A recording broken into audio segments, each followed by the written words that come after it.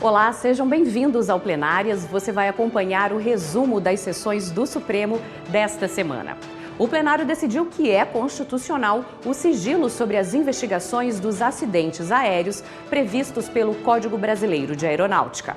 E mais, os ministros validaram a lei de Mato Grosso do Sul, que prevê o detalhamento da velocidade da internet na conta dos consumidores. Acompanhe com a gente aqui na TV Justiça. O Plenárias está no ar.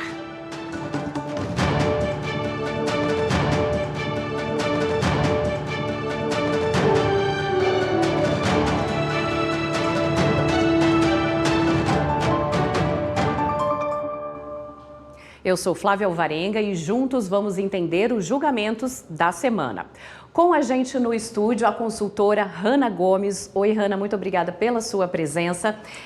Essa semana a gente teve duas ações, duas leis que foram declaradas constitucionais. Quais foram elas? Exatamente, Flávia. Nós tivemos duas ações diretas de inconstitucionalidade declaradas improcedentes. Ou seja, os ministros declararam que essas leis que foram levadas ao conhecimento deles, questionadas sobre a sua constitucionalidade, são sim constitucionais e, portanto, válidas. São duas temáticas diferentes e a gente precisava entender se a temática seria válida perante a Constituição ou não.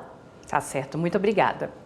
E a gente então abre essa edição falando sobre a decisão do plenário do STF que, por maioria, declarou constitucional trechos do Código Brasileiro de Aeronáutica. As regras analisadas pelos ministros tratam do acesso e do uso de informações sobre as investigações dos acidentes aéreos. A repórter Marta Ferreira acompanhou e tem todos os detalhes. O que está em discussão são as alterações promovidas por uma lei de 2014 em dispositivos do Código Brasileiro de Aeronáutica, que tratam do Sistema de Investigação e Prevenção de Acidentes Aeronáuticos SINPAER. Esse sistema está sob a responsabilidade do Centro de Investigação e Prevenção de Acidentes Aeronáuticos, o CENIPA. Quando ocorre um acidente com aeronaves, equipes do CENIPA vão ao local para investigar as causas. Segundo o Código Brasileiro de Aeronáutica, a investigação de acidentes aéreos tem como objetivo único a prevenção de outros acidentes. Uma das mudanças feitas foi determinar que dados do Sistema de Notificação Voluntária de Ocorrência e as conclusões de investigações não podem ser utilizadas como provas em processos judiciais ou procedimentos administrativos. Esses dados passaram a só poder ser fornecidos por meio de decisão judicial, que ocorre após uma manifestação do Centro de Investigação e Prevenção de Acidentes Aeronáuticos, CENIPA. Também se discute a subordinação da Polícia e do Ministério Público ao CENIPA para analisar destroços de aeronaves.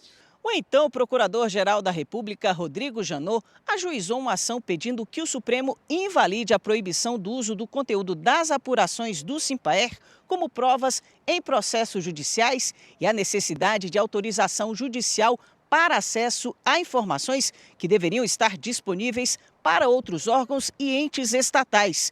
Pretende ainda que o Supremo autorize o acesso de peritos criminais e outros agentes públicos do sistema de justiça ao local e aos vestígios dos acidentes e que eles possam preservar o lugar e acompanhar as análises dos objetos relacionados de maneira coordenada com a investigação aeronáutica.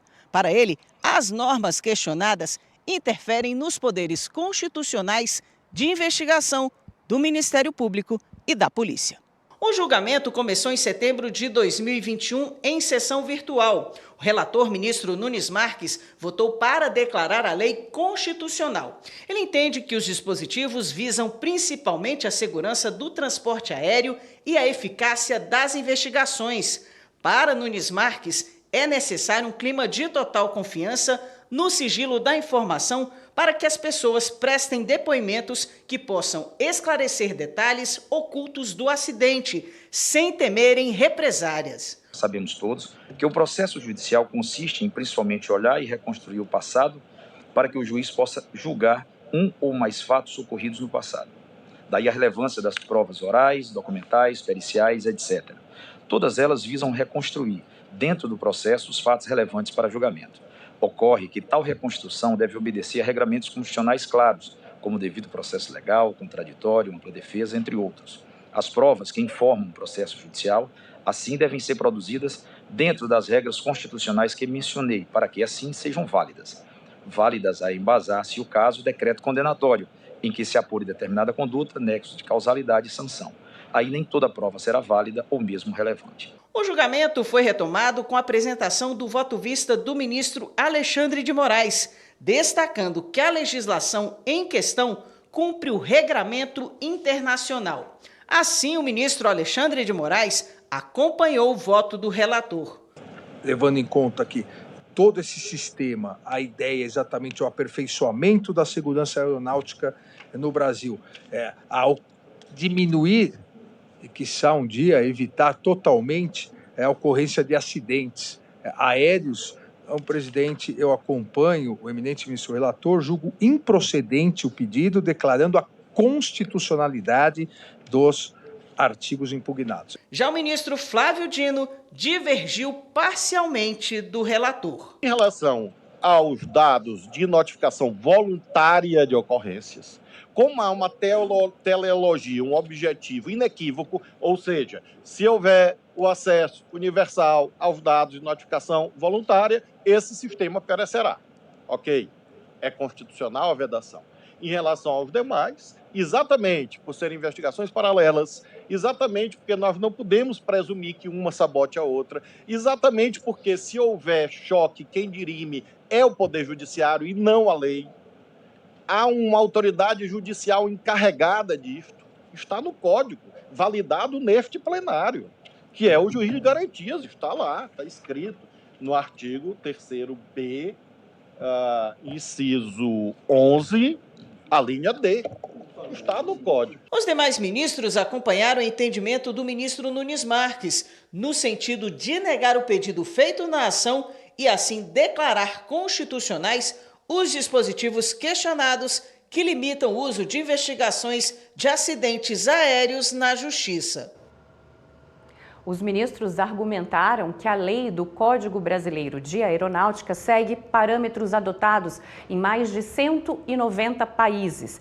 E, além disso, como o objetivo é a prevenção de novos acidentes, o sigilo das investigações garante que os depoimentos tragam provas que ajudem nas conclusões. Hanna, esse foi um ponto que os ministros falaram muito, porque são duas investigações paralelas. A da aeronáutica é para a prevenção, nunca para apontar culpados. E por isso é tão importante manter esse sigilo. Para o MP ou a polícia ter acesso, precisa de uma decisão judicial. Então, esses trechos foram considerados constitucionais.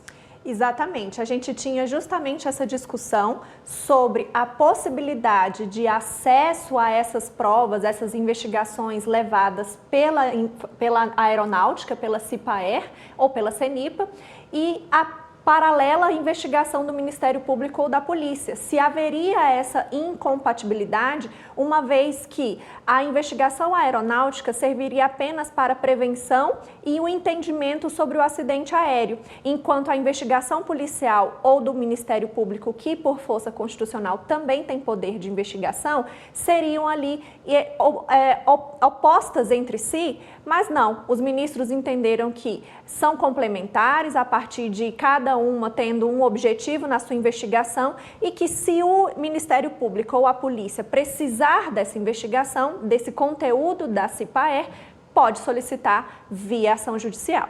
E em relação às leis internacionais, isso também foi muito levantado no plenário pelos ministros. Existe uma convenção e quando o Brasil assina, é lei, a gente tem que respeitar. Exatamente. O Brasil é signatário da Convenção de Chicago, que trata sobre acidentes aéreos e o sigilo das informações. Então, sendo signatário e aceitando essa norma internacional, como mais de 190 países, o Brasil traz essa força legislativa também para as suas leis infraconstitucionais. E assim deve seguir. O ministro Alexandre de Moraes destacou essa convenção no seu voto, no seu entendimento, e internalizando aí o entendimento da Corte de que seria constitucional manter o sigilo das investigações da aeronáutica. E também houve um argumento de que se o investigador da aeronáutica descobrir naquele processo que houve um crime, ele tem que avisar ao MP, avisar as polícias também, né? Isso foi repetido no voto da maioria dos ministros, no sentido de contribuir para as investigações também do Ministério Público e da Polícia. Ou seja, são investigações independentes, mas caso a investigação aeronáutica da CENIPA venha a descobrir, a entender uma culpa ou uma responsabilidade, que informe as autoridades policiais ou ao Ministério Público. Obrigada, Hanna. Então, os trechos são sim constitucionais. Obrigada. O Supremo Tribunal Federal aprovou a proposta orçamentária para as despesas do tribunal para o ano que vem. A repórter Carolina Chaves tem os detalhes. O plenário virtual aprovou por unanimidade em sessão administrativa a proposta orçamentária para 2025 no valor de R$ 894.716.882 para custear despesas e investimentos no tribunal. O valor para 2025 é quase 70% menor do que o orçamento aprovado no ano de 2009. Para 2025, o orçamento foi estipulado de acordo com a necessidade do tribunal e levou em conta vários aspectos. Um deles foi o aumento da produtividade do tribunal e a redução significativa de processos. Além disso, segundo o presidente do Supremo Tribunal Federal, o ministro Luiz Roberto Barroso, desde 2020 houve aumento das despesas com segurança e tecnologia, principalmente em razão dos riscos à segurança do tribunal e dos ministros. E foi essa área que teve maior impacto na proposta orçamentária do próximo ano. A proposta do orçamento de 2025 do STF deve ser encaminhada até amanhã para a Secretaria de Orçamento e Finanças do Ministério do Planejamento, responsável por definir o orçamento da União. Em seguida, deve passar por aprovação do Congresso Nacional. O ministro do Supremo, Cristiano Zanin, tomou posse como ministro substituto do Tribunal Superior Eleitoral. Ele vai ocupar a vaga aberta em razão da posse do ministro André Mendonça como titular da Corte. Cristiano Zanin toma posse como ministro substituto do Tribunal Superior Eleitoral nesta terça-feira, dia 13. Ele vai ocupar a vaga aberta em razão da posse do ministro André Mendonça como titular do tribunal.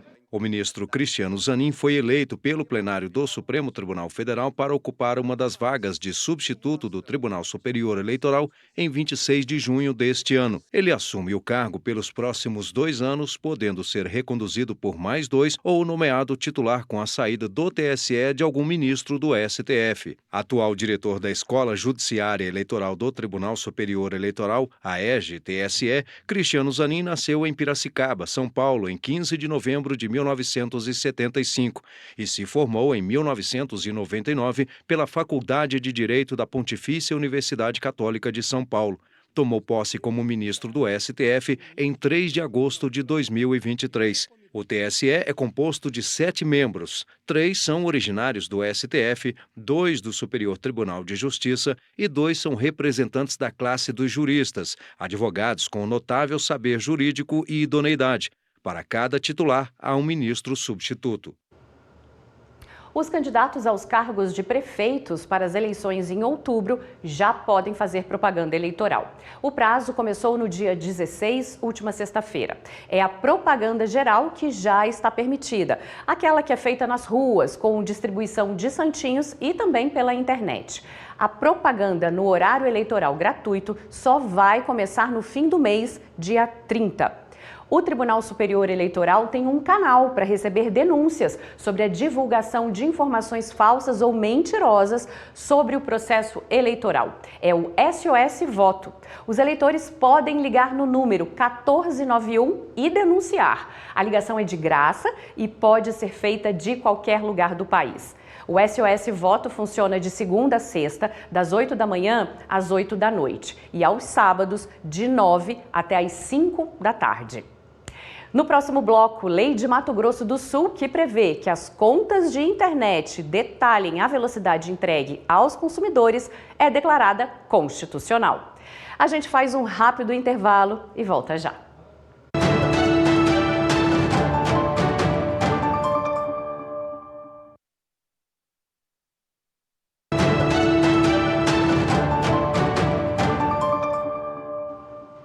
O Supremo Tribunal Federal concluiu o julgamento da ação que questionava uma lei de Mato Grosso do Sul que obriga os prestadores de serviço a incluírem informações sobre a velocidade e o volume de dados na fatura. A repórter Marta Ferreira acompanhou e tem os detalhes.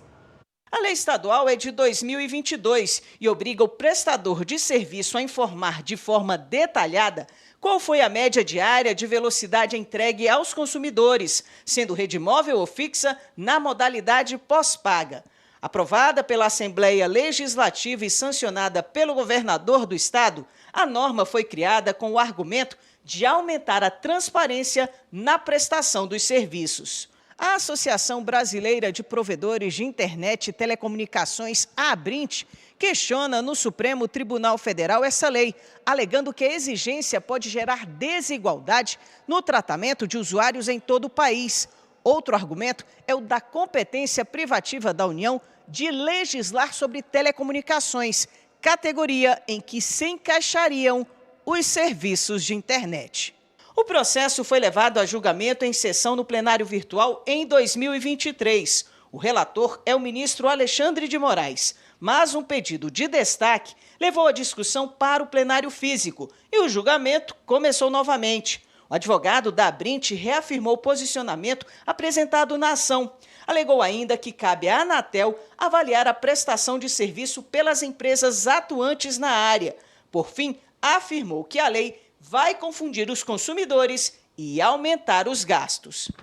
Existe sim uma confusão no mercado criada pela referida lei. Confusão essa, como eu salientei, sobre o próprio texto no que tange a conceitos de velocidade, de download e upload, questões sobre franquia e mais. Excelências, existe um custo muito elevado para que, inclusive, as pequenas empresas possam cumprir o disposto na lei.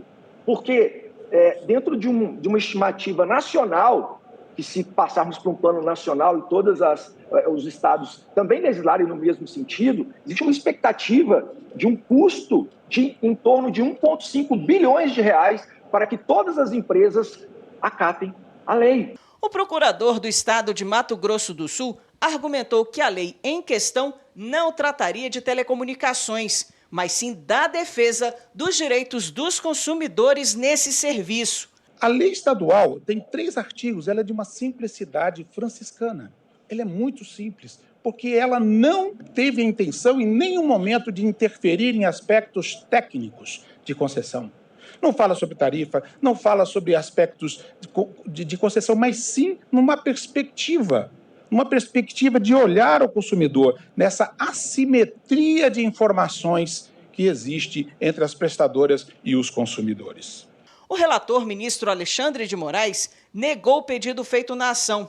Para ele, a lei estadual não interferiu nos aspectos técnicos e operacionais do serviço de telecomunicações, mas na transparência das informações prestadas ao consumidor. É a norma geral. O Estado do Mato Grosso do Sul, copiando a mesma legislação do Estado do Paraná, a lei do Paraná, que declaramos constitucional, a lei do Paraná era de 2016 e declaramos constitucional em 2019, e a lei do Mato Grosso do Sul é um pouco mais recente. A lei do Mato Grosso do Sul é agora mais recente, de 2022, mas o texto idêntico. A lei do Estado do Mato Grosso do Sul vem, no exercício da competência concorrente, especificar essa questão. Não interfere, insisto, em qualquer aspecto técnico ou operacional de nenhum serviço de telecomunicações. Não interfere na organização do serviço de telecomunicação, não interfere, como outras leis que temos declarados inconstitucional, não cria obstáculos para a instalação de antenas de transmissão, nada. Autor do pedido de destaque, o ministro Gilmar Mendes votou na sequência, divergindo do relator. Estamos diante de um caso em que a competência concorrente do Estado Mineiro para dispor sobre o direito do consumidor não pode conduzir à frustração da teleologia das normas que estabelecem as competências legislativa e administrativa privativas da União em matéria de telecomunicações. O plenário, por maioria, negou o pedido feito na ação e declarou a validade da lei estadual. Nesse julgamento, os ministros citaram a jurisprudência e também fizeram um paralelo da competência da União para editar leis sobre telecomunicações e a chamada competência concorrente em casos do direito do consumidor. O que é a competência concorrente, Hanna? Bom, quando a gente tem uma temática definida na Constituição, que só a União pode legislar sobre esse assunto, lá no artigo 22 da nossa Constituição nós temos esses limites, ou seja, as hipóteses de legislação exclusiva da União. Mas a lei federal, essa lei da União, vai exigir uma complementação por meio dos estados, das leis estaduais ou leis infraconstitucionais, né? Leis que não são federais. Nesse sentido, é a legislação concorrente. Elas não vão tratar sobre o mesmo assunto, porque um assunto é de fato da União e a complementação, uma regulamentação mais específica, como é o caso dessa ação, pode ser por meio de uma lei estadual, ou seja, uma concorrência. Elas vão concorrer no tema que vai ser proposto pela legislação. O ministro Alexandre de Moraes citou a lei do Paraná, que é exatamente igual a essa de Mato Grosso do Sul, e fala da jurisprudência, ou seja, já havia esse entendimento anteriormente. Exatamente. O mesmo teor de legislação, ou seja, sobre telecomunicações ou direito do consumidor, mas também a mesma temática de competência, entre competência da União e competência dos estados para legislar sobre o assunto, já havia sido apreciada pela Corte em momentos passados, numa legislação do estado do Paraná, sobre o mesmo assunto, e os ministros declararam constitucional. Assim, Flávia, a gente percebe que o Supremo ele vem tentando unificar a sua jurisprudência, dar um sentido único às suas decisões, trazendo aí segurança jurídica e uma estabilização no entendimento dos julgados da Corte. Ao terminar esse julgamento, os ministros falaram da questão da transparência, que é um direito do consumidor, e foi isso que prevaleceu. Exatamente, é um direito do consumidor saber de fato o que está sendo consumido pela sua conta, pelo seu uso da rede de dados, do pacote de internet que foi comprado, do uso das ligações. Então, essa transparência e publicidade é essencial para garantir os direitos do consumidor. Obrigada, Hanna. Essa semana foi comemorado o Dia Nacional dos Direitos Humanos. A data é um símbolo de resistência e de luta contra a exploração dos trabalhadores rurais no Brasil. Esse tipo de violação tão presente no campo se tornou um desafio para os órgãos de combate nos últimos anos. A reportagem especial é do Pablo Lemos.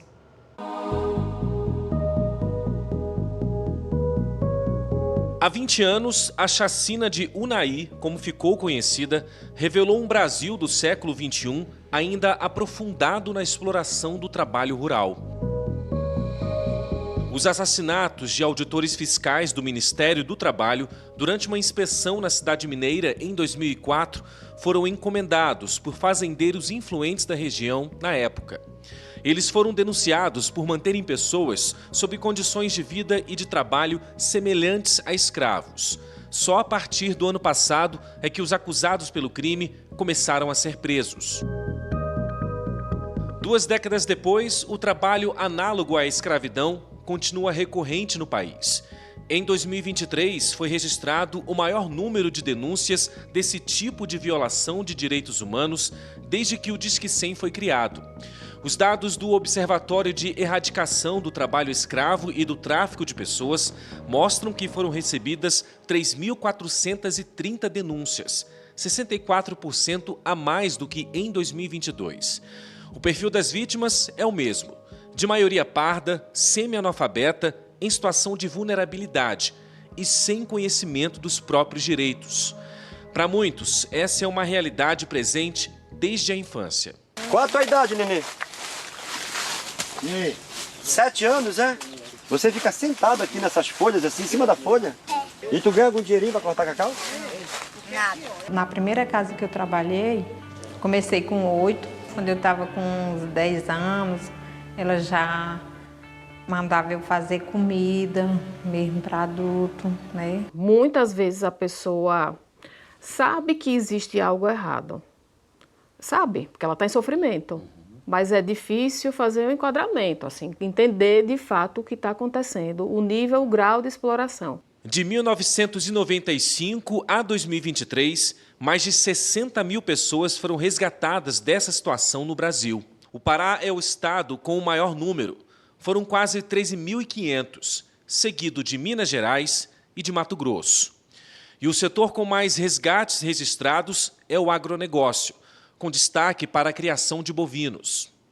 O Ministério Público do Trabalho participa das operações do Grupo Nacional de Fiscalização Móvel. Lá, produz provas, ouve as pessoas, colhe depoimentos, produz todo o material probatório de forma que possa depois adotar as medidas que a lei permite e obriga que o órgão adote. O trabalho análogo à escravidão é maior no campo do que na cidade. O problema pode estar relacionado ao isolamento das propriedades rurais das áreas urbanas. Isso dificulta a fiscalização e a busca de conhecimento das vítimas em relação aos direitos trabalhistas. Esse é um dos desafios do Ministério do Trabalho e Emprego, que se deparou nos últimos anos com a diminuição das ações diretas de combate devido a reduções no orçamento. Atualmente, o Brasil tem pouco mais da metade dos cargos de auditores fiscais do trabalho ocupados. Esse é o menor número em 30 anos, segundo o sindicato da categoria. O último concurso para auditores fiscais do trabalho que aconteceu no Brasil aconteceu em 2013. Então, nós estamos há mais de 11 anos sem concurso para auditor fiscal do trabalho. Então, essa diminuição é natural. As pessoas foram deixando a carreira, foram aposentando, falecendo nesses 13 anos, e esses 13 anos não teve recomposição do quadro de auditores fiscais do trabalho. O trabalho escravo moderno está relacionado a baixos salários, más condições, restrição de alimentos, da liberdade, além de ameaças. Quando eu procurei para nós fazer conta, para eu receber meu dinheiro, né? Aí ele não gostou e puxou a arma. E do meio por fim a gente começou a perceber que estava sendo vigiado. 3 homens, na verdade, todos armados. Aí foi que eu procurei o meu direito.